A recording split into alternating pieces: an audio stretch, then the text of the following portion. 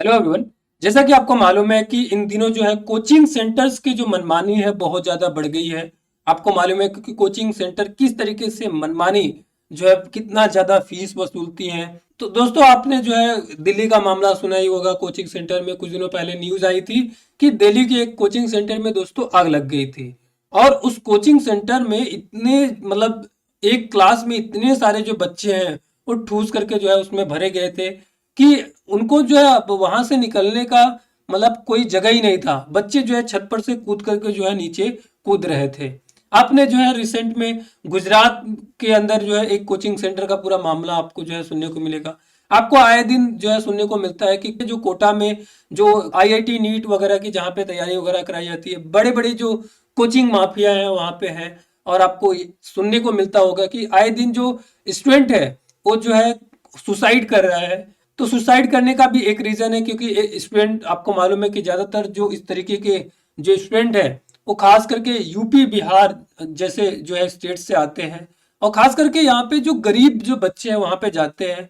बहुत सारी उम्मीदें होती हैं मतलब उनके माता पिता को उनसे, और उनको भी खुद से बहुत मतलब कोचिंग से बहुत सारी उम्मीदें होती हैं। इसके लिए वो जो है भारी भरकम जो कोचिंग सेंटर से पैसा चार्ज करते हैं, फीस ये देते भी हैं। लेकिन बाद में पता चलता है कि उनको जो है चीजें समझ में नहीं आ रही है, या तो किसी रीजन की वजह से वहां पे एग्जिट करना चाहते हैं।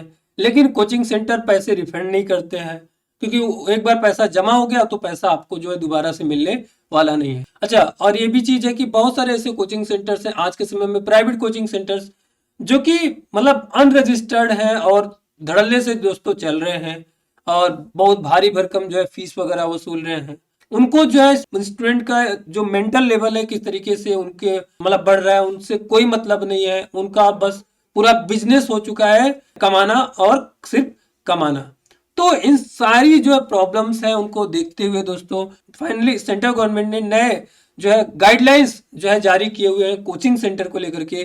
तो बहुत कुछ है जानने के लिए इस वीडियो में, बिना देर को ये स्टार्ट करते हैं आज की ये वीडियो। तो दोस्तों जैसा कि आप यहाँ पे न्यूज की कटिंग देख पा रहे हो कि जो सेंट्रल गवर्नमेंट है उसने जो है जो अंडर 16 जो मतलब 16 साल से कम के जो उम्र के जो स्टूडेंट है उनको जो है टोटली जो है मना कर दिया गया है। अब ये कोचिंग सेंटर में एनरोल नहीं कर पाएंगे।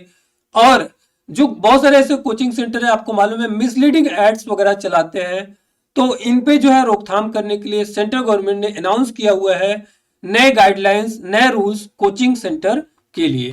तो दोस्तों ministry of education, department of higher education ने दोस्तों इंट्रोड्यूस किया guideline for registration and regulation of coaching centre 2024। दोस्तों इसका जो प्राइमरी ऑब्जेक्टिव है कि स्टेब्लिश करना एक फ्रेमवर्क जिससे कि जो कोचिंग सेंटर है उनका रजिस्ट्रेशन मतलब रजिस्ट्रेशन है, उनका जो रेगुलेशन है उसको जो है पूरा मेंटेन किया जा सके। और कोचिंग सेंटर में जो टीचर्स हैं उनकी जो एजुकेशनल क्वालिफिकेशन है वो मिनिमम कितनी होनी चाहिए, जो स्टूडेंट की पूरी जो प्रॉब्लम्स है आज के समय में कोचिंग सेंटर से रिलेटेड, इसको देखते हुए पूरा जो है नए गाइडलाइंस जारी किया गया है।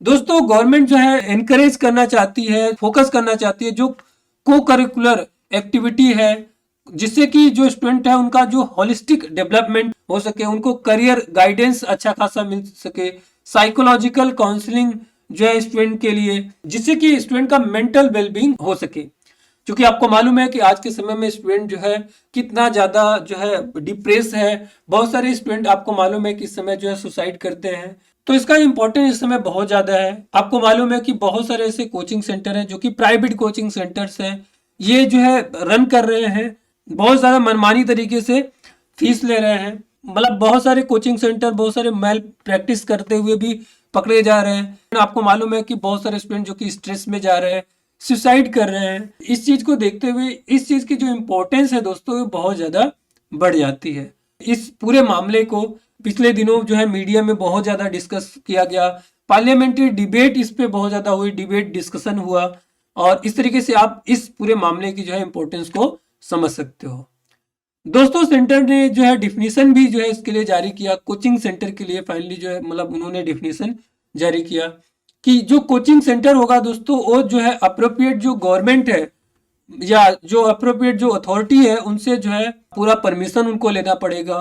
सेंटर ने ये बताया कि कोचिंग का मतलब बताया कि कोचिंग क्या है। Coaching means tuition, instruction, guidance, जो कि लर्निंग के किसी भी ब्रांच से हो, और most important more than 50 student जो है होने चाहिए।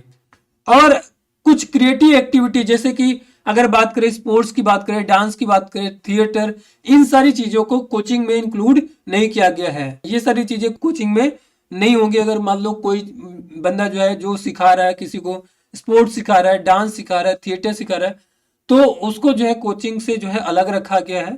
तो कुल मिलाकर के ऐसे समझिए कि मान लीजिए कि आप 10, 5, 15 बच्चों को जो है आप घर पे बुला के पढ़ाते हो, तो कोचिंग नहीं माना जाएगा। कोचिंग का मतलब होता है ट्यूशन, इंस्ट्रक्शन, है ना, गाइडेंस, किसी भी मतलब लर्निंग की किसी भी ब्रांच से हो वो। और सबसे इंपॉर्टेंट चीज वहां पे जो है 50 से अधिक स्टूडेंट जो है होने चाहिए। इसके बाद में इसमें बताया गया कोचिंग सेंटर के बारे में कि कोचिंग सेंटर क्या होता है। कोचिंग सेंटर एक तरह का सेंटर होता है जो कि स्टेब्लिश किया जाता है, रन किया जाता है, एडमिनिस्टर किया जाता है किसी पर्सन के द्वारा, जो कि स्टडी जो प्रोग्राम्स है उनको चलाता है, खास करके चाहे वो कॉम्पिटिटिव एग्जाम्स की तैयारी करवाता हो, चाहे वो जो है एकेडमिक जो सपोर्ट है उसको देता हो, चाहे वो किसी स्कूल का स्टूडेंट हो, कॉलेज का हो, किसी यूनिवर्सिटी लेवल का स्टूडेंट हो।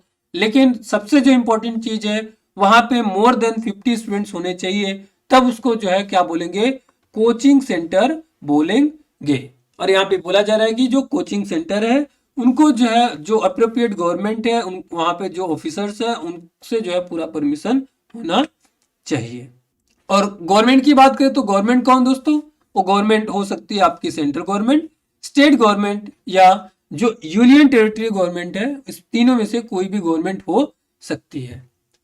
दोस्तों अगर बात करें रजिस्ट्रेशन की, तो इसमें क्या होगा, कोचिंग सेंटर को जो लोकल जो जुरिडिक्शन है, मतलब कोचिंग सेंटर जहां पे आता है उस वहां का जो लोकल जुरिडिक्शन है, वहां पे कोचिंग सेंटर को सबमिट करने पड़ेंगे एप्लीकेशंस रजिस्ट्रेशन के लिए, जो कि मतलब उस चीज के लिए जो अथॉरिटी है उस अथॉरिटी के पास में। दोस्तों कोचिंग सेंटर्स को जो वहाँ के जो फॉर्म वगैरह है उसको भरने पड़ेंगे, जो वहाँ के जो फीस है उसको जमा करने पड़ेंगे, जो डॉक्यूमेंट रिक्वायर्ड है वो सारे डॉक्यूमेंट जो है अप्रोप्रिएट गवर्नमेंट को देने पड़ेंगे। दोस्तों आपको मालूम होगा कि इन दिनों बहुत सारे ऐसे कोचिंग सेंटर हैं जिनका एक तो हेडक्वार्टर होता है, तो इनका जो हेडक्वार्टर होता है वो रजिस्टर्ड होता है। बाकी इनकी जो कोचिंग के बहुत सारे ब्रांचेज है जो कि अलग अलग सिटीज वगैरह में या एक ही सिटी में कई जगह जो है इनके ब्रांचेज होते हैं। लेकिन पहले क्या होता था कि एक ही जो है रजिस्ट्रेशन कराना पड़ता था, जो कि कोचिंग सेंटर का जो हेडक्वार्टर होता था उसी का रजिस्ट्रेशन होता था। लेकिन अभी जो नए गाइडलाइंस आए हैं उसके अनुसार कोचिंग सेंटर के जितने भी ब्रांचेज होंगे अलग अलग, उन सबको एक सेपरेट एंटिटी माना जा रहा है और सबके जो है रजिस्ट्रेशन कराने पड़ेंगे। दोस्तों बात करते हैं कि एलिजिबल कौन है कोचिंग करने के लिए। तो दोस्तों सबसे पहले बात कर लेते हैं कौन एलिजिबल नहीं है। तो दोस्तों ऐसे स्टूडेंट जो कि 16 साल से कम उम्र के हैं, ऐसे स्टूडेंट कोचिंग अब नहीं कर पाएंगे। गवर्नमेंट ने इन पे पूरी तरीके से रोक लगा दी है। अब बात करते हैं कि कोचिंग कर कौन पाएंगे। तो ऐसे स्टूडेंट जो कि सेकेंडरी जो स्कूल एग्जामिनेशन होता है उसको जो है पास कर चुके हैं, यानी कि क्लास 10th जो है पास कर चुके हैं, और उनकी जो एज है 16 साल से अधिक हो चुकी है, तो ऐसे स्टूडेंट कोचिंग कर पाएंगे। तो दोस्तों बहुत सारे कोचिंग सेंटर्स हैं जो कि आपको मालूम है कि मिसलीडिंग प्रोमिसेस वगैरह करते हैं, प्रोमिसेस करते हैं गारंटेड जो है मार्क्स की, गारंटेड रैंक्स की स्टूडेंट और पेरेंट्स से।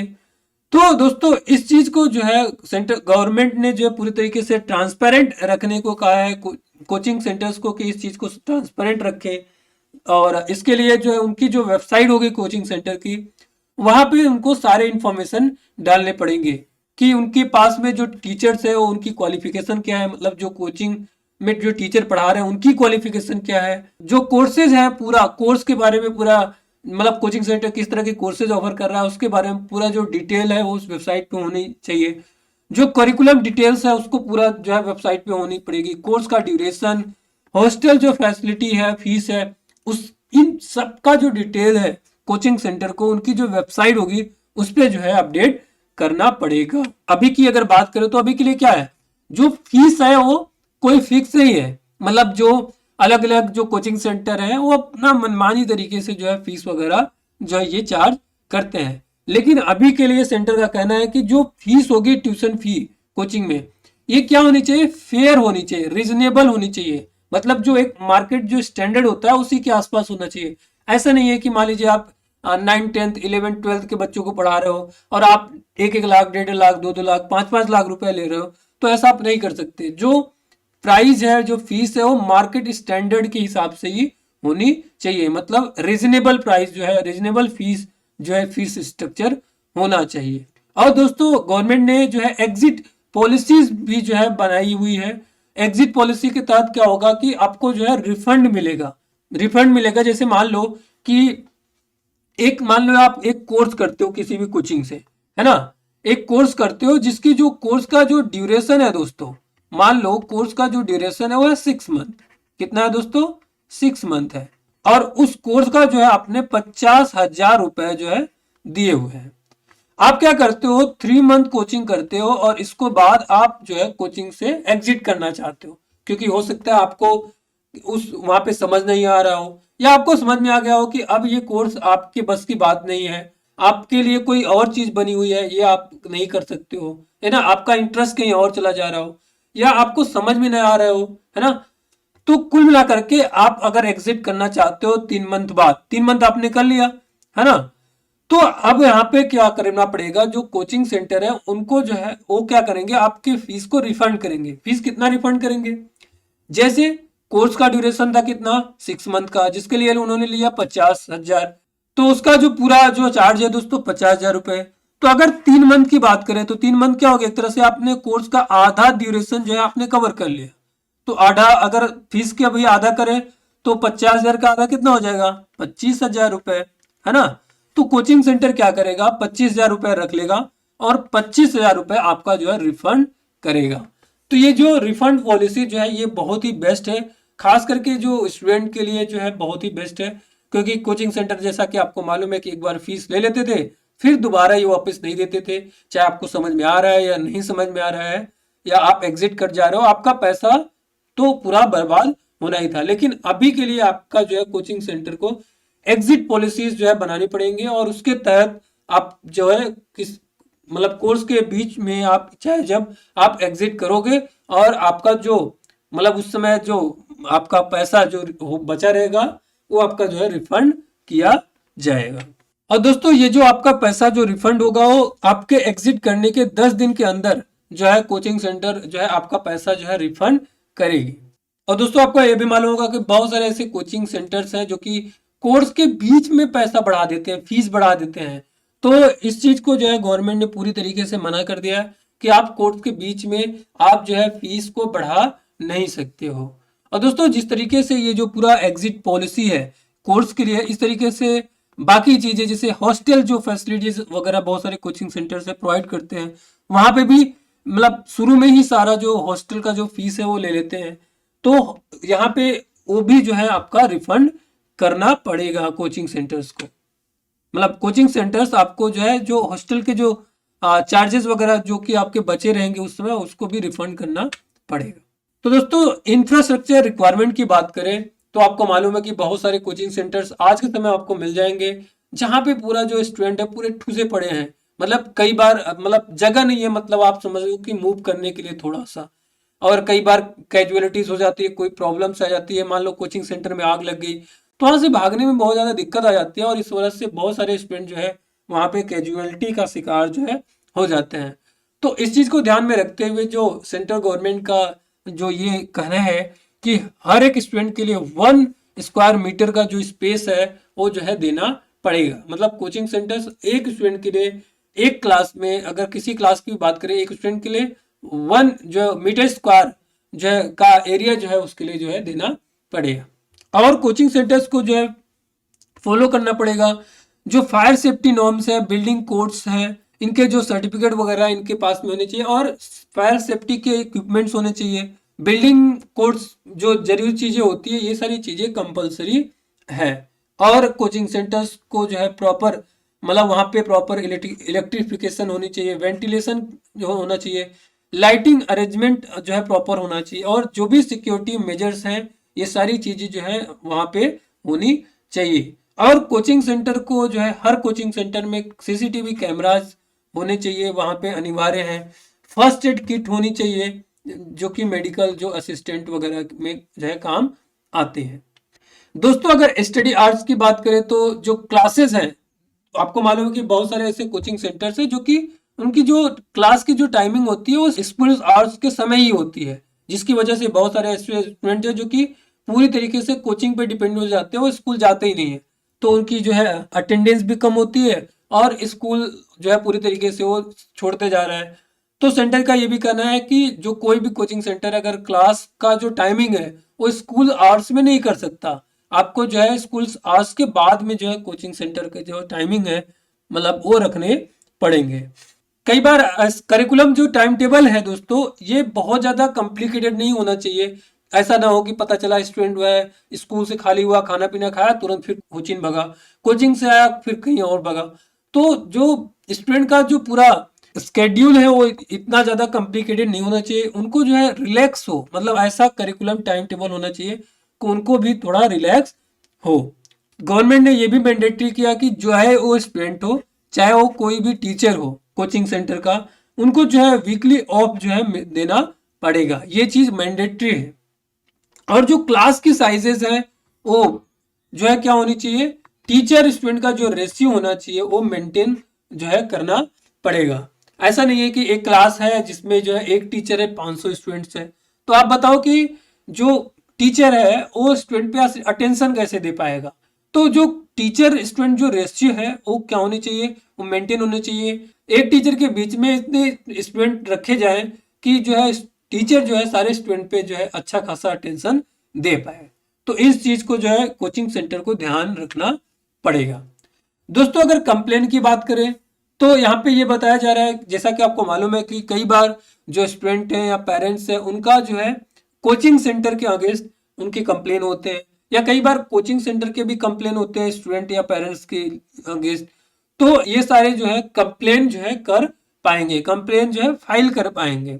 और ये जो कंप्लेन है दोस्तों ये 30 दिनों के अंदर जो है रिजॉल्व जो है हो जाएंगी, मतलब रिजॉल्व मतलब जो अप्रोप्रिएट जो गवर्नमेंट है उनको जो है 30 दिनों के अंदर मतलब इस कंप्लेन को जो है रिजॉल्व करना पड़ेगा। और ये भी बताया जा रहा है कि इसके लिए एक इंक्वायरी कमेटी भी हो सकता है कि स्टेब्लिश की जाए इस काम के लिए।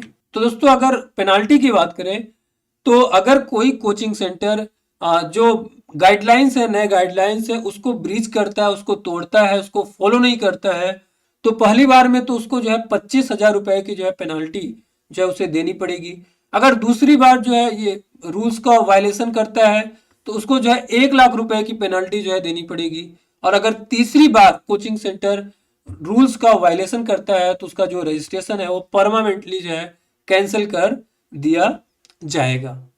और दोस्तों ये भी कोचिंग सेंटर्स को बताया गया कि कोई भी ऐसा टीचर जिसपे कोई क्रिमिनल चार्जेस वगैरह है, क्रिमिनल उसका बैकग्राउंड है, ऐसे टीचर्स को जो है कोचिंग सेंटर जो है अलाउ नहीं कर सकती वहां पे पढ़ाने के लिए। अगर ऐसा करती है तो उसके लिए भी जो है कोचिंग सेंटर्स को पेनाल्टी देनी पड़ेगी। तो दोस्तों फाइनल कंक्लूजन की बात करें तो देखिए दोस्तों सेंट्रल गवर्नमेंट ने नए गाइडलाइंस बना के तो दे दिए, लेकिन ये जो 10+2 लेवल का एजुकेशन होता है यानी कि 12th तक का जो एजुकेशन होता है ये आता है दोस्तों स्टेट गवर्नमेंट या जो यूनियन टेरिटरी गवर्नमेंट है इनके अंडर में आता है।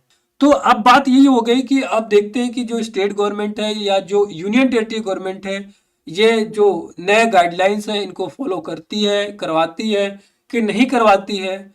और तो ये तो आगे वक्त ही बताएगा। दोस्तों अगर मैं पर्सनल व्यू की बात करूं तो जो नए गाइडलाइंस है वो बहुत ही अच्छे हैं। अगर इनको जो है ढंग से पालन इसका किया जाए, स्टेट गवर्नमेंट या यूनियन टेरिटरी गवर्नमेंट ढंग से इस रूल्स का जो है पालन करवाती है तो अवश्य ही दोस्तों मतलब कोचिंग इंडस्ट्री में जो फ्रॉड हो रहे हैं उससे जो है बचा जा सकता है और बहुत सारी चीज़ें जो है सुधरेंगी। खास करके स्टूडेंट के वेलबींग के लिए बहुत सारी चीज़ें अच्छी हो जाएंगी। तो ये रही हमारी वीडियो दोस्तों आज के लिए। आपको ये सेंट्रल गवर्नमेंट की जो नई गाइडलाइंस है इसके बारे में क्या कहना है और आपको हमारी वीडियो कैसी लगी प्लीज़ कमेंट करके ज़रूर बताएं। और अगर आपको हमारी वीडियो अच्छी लगती है तो प्लीज़ हमारे वीडियो को लाइक करके चैनल को सब्सक्राइब करना ना भूलें। मिलते हैं नेक्स्ट वीडियो के साथ, तब तक के लिए जय हिंद।